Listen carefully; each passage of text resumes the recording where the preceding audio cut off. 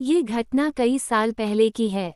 एक छोटे से गांव के पास एक पुरानी हवेली खड़ी थी। लोग कहते थे कि उस हवेली में एक औरत का भूत रहता है, जो रात के अंधेरे में बाहर निकलती है। लेकिन किसी ने भी उसके बारे में सही सही जानकारी नहीं दी थी। कुछ लोग कहते थे कि वह औरत अपने बच्चे को ढूंढ रही है, और कुछ का कहना था कि वह अपनी मौत का बदला लेना चाहती थी। एक रात सूरज डूब चुका था और चांद की हल्की रोशनी में हवेली और भी डरावनी लग रही थी। गांव के कुछ लड़के शर्त लगा रहे थे कि कोई भी हवेली के अंदर रात भर रहेगा तो उसे पैसे मिलेंगे।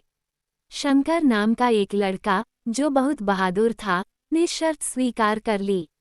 उसने सोचा, बस थोड़ी देर में मैं वापस आ जाऊंगा और सबको दिखा दूंगा कि भूत प्रेत कुछ नहीं होते। वह हवेली के भीतर घुसा। अंधेरे में केवल उसकी जलती हुई मोमबत्ती की रोशनी थी। हवेली के अंदर घुसते ही एक अजीब सी सन्नाटा फैला हुआ था।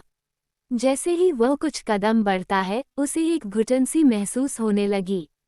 अचानक एक आवाज आई, शंकर, तुम यहाँ क्या कर रहे हो? शंकर ने घबराकर चारों ओर देखा, लेकिन वहाँ कोई नहीं था। उसने सोचा, ये सिर्फ मेरी कल्पना है, और वह आगे बढ़ने लगा। लेकिन फिर से वही आवाज आई, शंकर, तुम मुझे देख रहे हो न? अब शंकर का दिल तेज तेज धड़कने लगा। उसने सोचा, यह क्या है? कोई है या नहीं? वह इधर उधर देखता हुआ एक कमरे में घुसा, तभी दरवाजा बंद हो गया और एक अजीब सी बर्फीली हवा उसकी तरफ आई। हवा में किसी महिला की हल्की सी सांसें सुनाई दी, जैसे वह कोई रोती हुई आत्मा हो। अचानक कमरे के एक कोने में एक फीकी सी रोशनी जली। शंकर ने देखा कि एक महिला सफ़ेद साड़ी पहने, चेहरे पर गहरी उदासी और दर्द लिए खड़ी थी। वह धीरे धीरे उसकी ओर बढ़ी और बोली, मेरे बेटे को ले आओ। वह मुझसे दूर नहीं जा सकता। शंकर डर के मारे कांपने लगा। वह कोशिश करने लगा कमरे से बाहर निकलने की, लेकिन दरवाजा बंद था। उसी समय महिला ने अपनी नज़रें शंकर पर डाली और उसकी आंखों में अजीब सा हलचल था। वह चीखते हुए बोली, तुमने उसे ढूंढ लिया है। शंकर का दिल डर से कांप रहा था और तभी वह घबराकर कमरे से बाहर भागा।